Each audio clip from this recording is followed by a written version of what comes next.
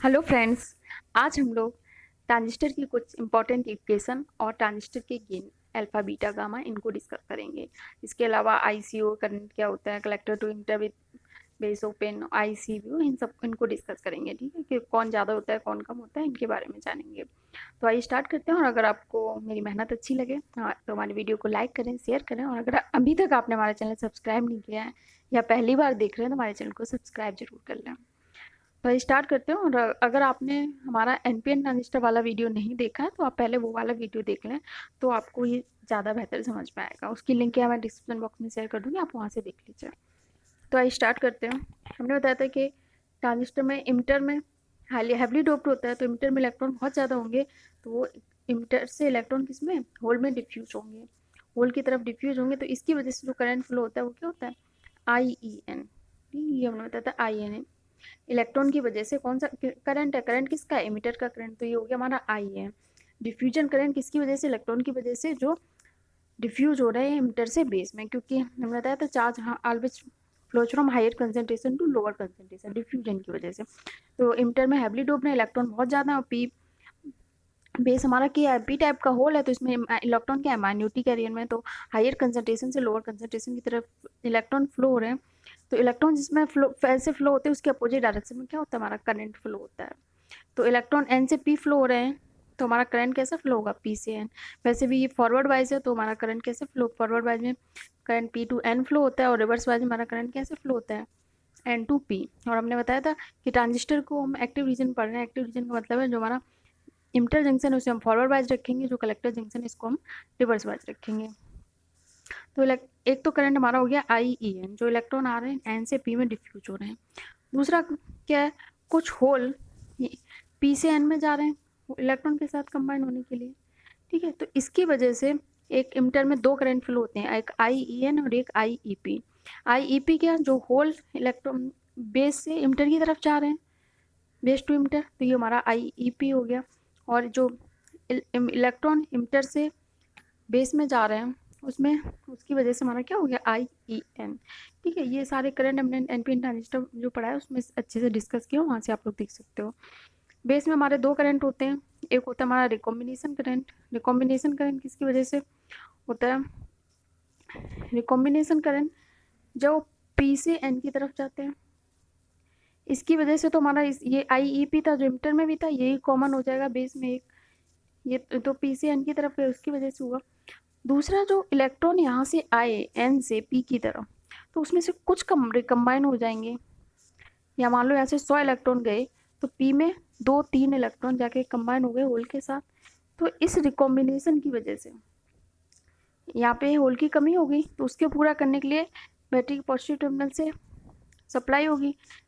Battery क्या करेगा, supply को मेंटेन रखेगा, तो उसकी वजह से जो करंट फ्लो होगा उसे हम बोलेंगे रिकॉम्बिनेशन करंट। क्यों, क्योंकि दो आके कंबाइन हो गए, उनकी कमी को पूरा करने के लिए बैटरी सम्मेलन से होल की सप्लाई होगी, तो उसी डायरेक्शन में क्या होगा, करंट का फ्लो होगा। तो ये करंट हो जाएगा आपका आई बी। दूसरा है कलेक्टर करंट। कलेक्टर करंट में दो तरह के करंट होंगे।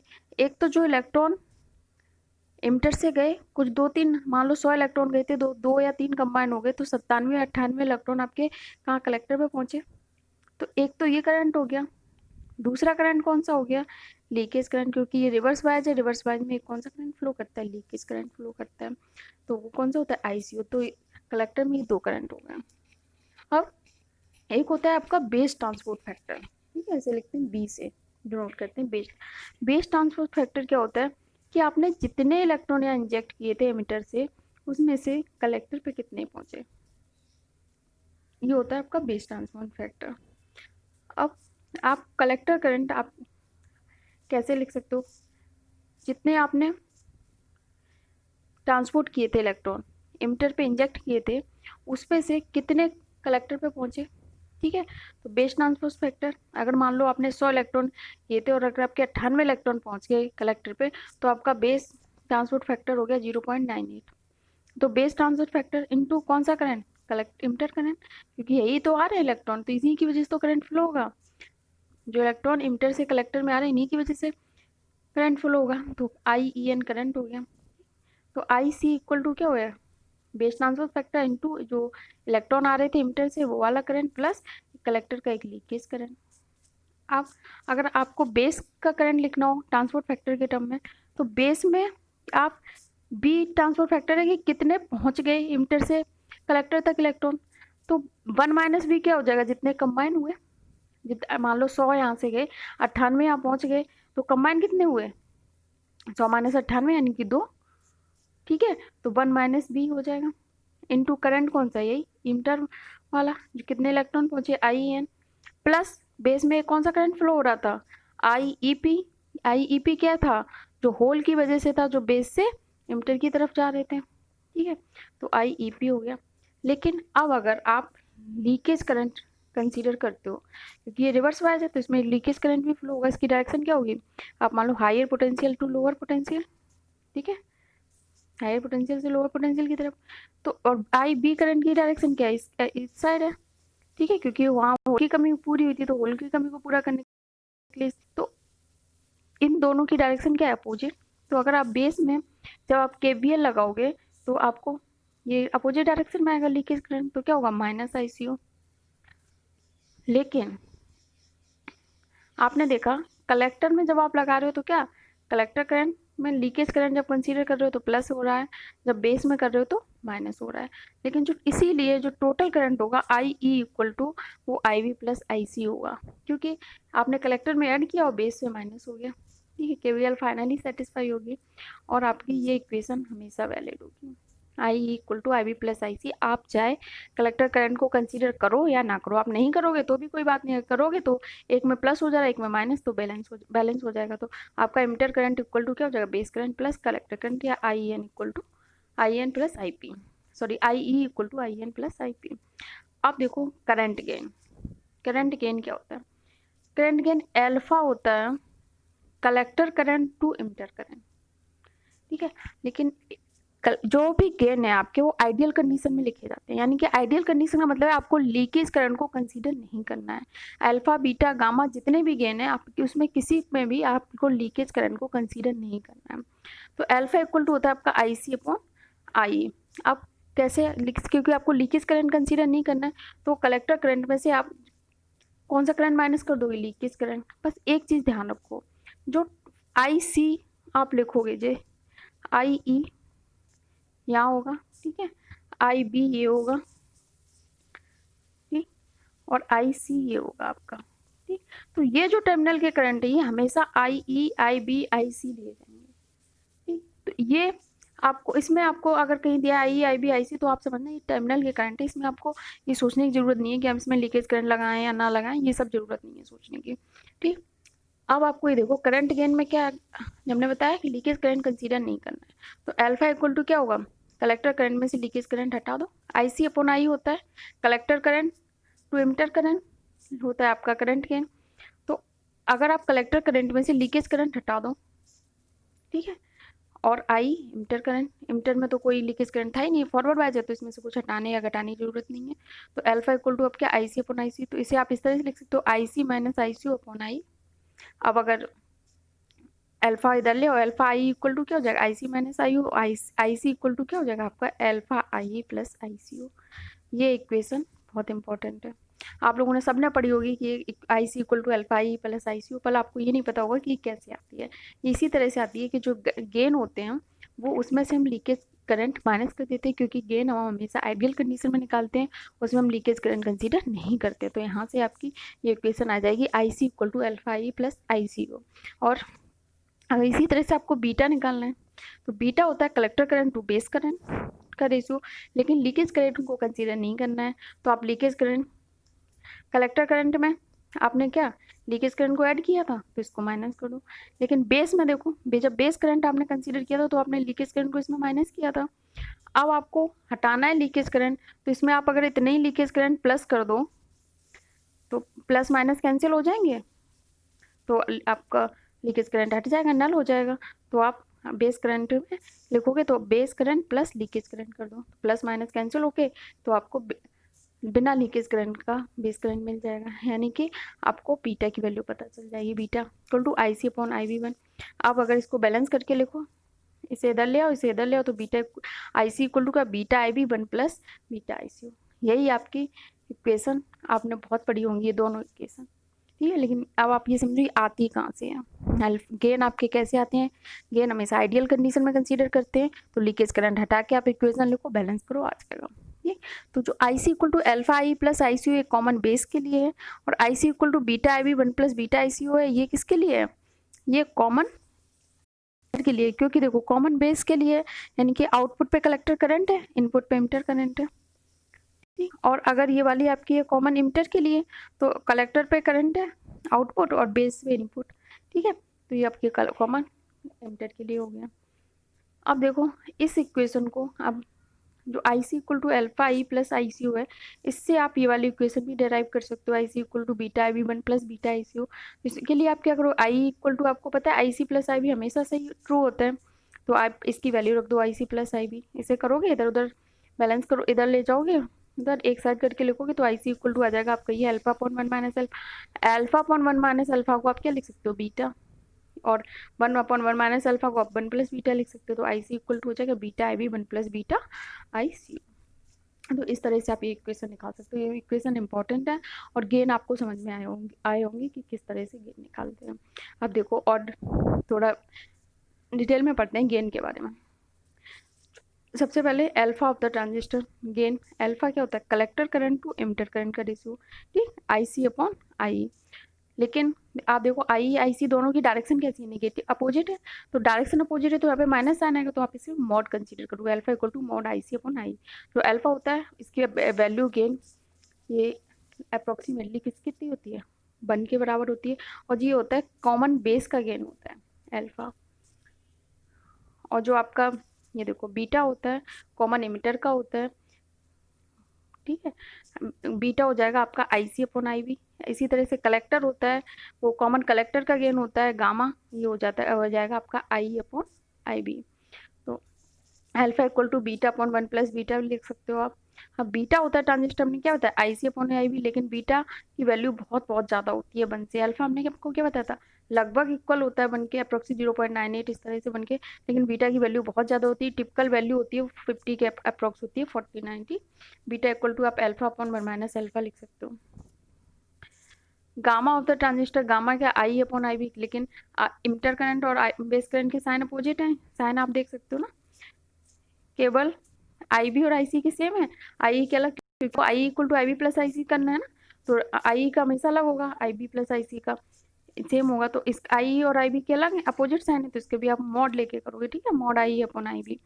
गामा इक्वल टू आप क्या 1 IE इक्वल टू क्या होता है IC प्लस IB, ठीक है, तो आप इसे क्या लिख सकते हो, gamma equal to 1 plus beta, क्योंकि IC अपॉन IB क्या होता है बीटा, और IB अपॉन IB 1 हो जाएगा, तो गामा इक्वल टू क्या हो जाएगा आपका 1 प्लस बीटा। इसकी भी टिपिकल वैल्यू 50 होती है, किसका गेन है, कॉमन कलेक्टर का ट्रांजिस्टर के। तो अल्फा बीटा गामा में क्या रिलेशन है, गामा इक्वल टू होता है 1 प्लस बीटा, और इक्वल टू होता है 1 माइनस अल्फा। इसमें आप एक दूसरी वैल्यू रख के वेरीफाई भी कर सकते हो। अब बात करते हैं, आपने दो पढ़े होंगे, ICBO collector to base current with emitter open, और ICO collector to emitter current with base open, ठीक। तो पहले देखते हैं ICBO। ICBO collector to base with emitter open, तो ये जो होता है लीकेज करंट होता है passing from collector to base with emitter open, यानी देखो आपने इमिटर को ओपन कर दिया, ठीक है, तो कलेक्टर से बेस की तरफ जो करंट फ्लो हो रहा है इसको हम बोलते हैं collector to base current with emitter open, ICBO। ये लगभग ये अप्रोक्सीमेट का साइन है, ठीक है, ये लगभग इक्वल होता है लीकेज करंट के, क्योंकि ICBO में लीकेज करंट के साथ साथ कुछ सरफेस करंट भी आ जाता है। वैसे उन्होंने बताया एक रिवर्स वाइज में लीकेज करंट फ्लो करता है, लेकिन आप अगर collector to base with emitter open circuit ICBO की बात करोगे तो इसमें हाई फ्रिक्वेंसी पे क्या होता है, एक सरफेस करंट भी आ सकता है। तो इसलिए जो ICBO होता है इसकी वैल्यू ICO से ज़्यादा होगी, क्योंकि इसमें ICO के साथ साथ एक सरफेस करंट भी ऐड हो जाता है। इसी तरह से ICO है कलेक्टर टू इमिटर, जब बेस ओपन, इसमें आप बेस को ओपन कर दो तो कलेक्टर से इमिटर की जो करंट फ्लो हो रहा है, आपने इक्वेशन स्टार्टिंग में डेराइव की थी IC equal to beta IB 1 plus beta ICO, ठीक है। तो यहाँ से अब आप देखो, अगर आप बेस को ओपन कर दोगे, इस इक्वेशन में देखो बेस को ओपन कर दोगे तो आपका बेस करंट क्या हो जाएगा, 0 हो जाएगा, तो कलेक्टर करंट IC किसके बराबर हो जाएगा, ICO यानी collector to emitter with base open. तो ICO इक्वल टू क्या हो जाएगा आपका 1 प्लस बीटा ICO या 1 प्लस बीटा ICBO, क्योंकि ICO अप्रोक्सीमेटली इक्वल होता है ICBO के। तो आप इसे इस तरह से भी लिख सकते हो ICO equal to ICBO upon 1 minus alpha. कई बार ऑब्जेक्टिव में 1 नंबर क्वेश्चन में ही पूछा गया है। अब इन तीनों में कौन सा बड़ा होता है, ठीक है। अब आप देखो, यहाँ देखो ICO क्या था आपका, collected to emitter with base open. आपके पास इक्वेशन ये थी ICO equal to beta IB 1 plus beta ICO। आपने आप बेस करंट की वैल्यू 0 रख दी, तो आपके पास ICO इक्वल टू क्या आ गया 1 प्लस बीटा ICO। और ICBO क्या होता है आपके पास, collector to base with emitter open. जब इमिटर ओपन होगा तो इमिटर करंट 0 होगा, तो ICBO किसके इक्वल होगा ICO के, प्लस इसमें कुछ सरफेस करंट भी आ जाती है। तो ICO से बड़ा तो हो गया ICBO, ICO से बड़ा हो गया, क्योंकि ICO के में जब कोई सरफेस करंट ऐड हो जाती है तो ICO में कोई सरफेस करंट भी ऐड हो जाती है, तो ICO के अलावा ICO से बड़ा। अब ICO और ICBO में देखो, जो आपका ICEO है वो देखो कितने ज़्यादा फैक्टर से बढ़ा है, 1 प्लस बीटा ICO, ठीक है, 1 प्लस बीटा ICO। तो ये ICO वैल्यू सबसे ज़्यादा होती है किससे, कलेक्ट ICO की सबसे ज़्यादा, उसके बाद ICBO की, उसके बाद ICO की। ये ऑर्डर भी कई बार पूछा गया है, इसलिए हमने यहाँ पर बता दिया है, ठीक।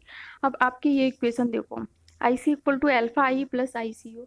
इसमें देखो कलेक्टर करंट जैसे जैसे बढ़ेगा तो इस पे IC पे इतना ज़्यादा फर्क नहीं पड़ेगा, ठीक है, फर्क पड़ेगा लेकिन इतना ज़्यादा नहीं पड़ेगा, क्योंकि कलेक्टर करंट जो रिवर्स सैचुरेशन करंट होगा ICO, इसकी वैल्यू क्या होगी, माइक्रो एम्पियर या नैनो एम्पियर में होगी, ठीक है। लेकिन जो अल्फा आई है इमिटर करंट, वो तो बहुत ज़्यादा होगा, क्योंकि पूरा करंट तो एक तरह से इमिटर करंट ही कंट्रोल कर रहा है, वही करंट यहाँ होल में जा रहा है, वही करंट यहाँ कलेक्टर तक पहुँच रहा है, तो इसकी वैल्यू बहुत ज़्यादा होगी। तो इस पर कलेक्टर यानी कि कॉमन बेस में जब आप काम कर रहे हो तो कलेक्टर करंट पे ज़्यादा फर्क नहीं पड़ेगा। लेकिन जब आप कॉमन इमिटर मोड में काम कर रहे हो तब आप देखो इक्वेशन क्या है आपकी, IC equal to beta IB 1 plus beta ICO, यानी कि अब ये 1 प्लस बीटा के फैक्टर से बढ़ रहा है लीकेज करंट। तो जब 1 प्लस बीटा के फैक्टर से बढ़ेगा, बीटा की वैल्यू आपने देखी वैसे ही बता था, टिपिकल वैल्यू 49 में बहुत हाई होती है, तो जो आपका कलेक्टर करंट है वो बहुत ज़्यादा बढ़ जाता है कॉमन इमिटर में, सॉरी, ठीक है।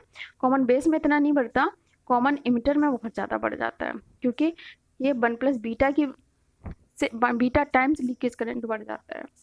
तो इसके लिए हम क्या स्टेबलाइजेशन टेक्निक पढ़ते हैं, बाइजिंग पढ़ते हैं, जो सॉरी बाइजिंग स्टेबलाइजेशन टेक्निक पढ़ते हैं।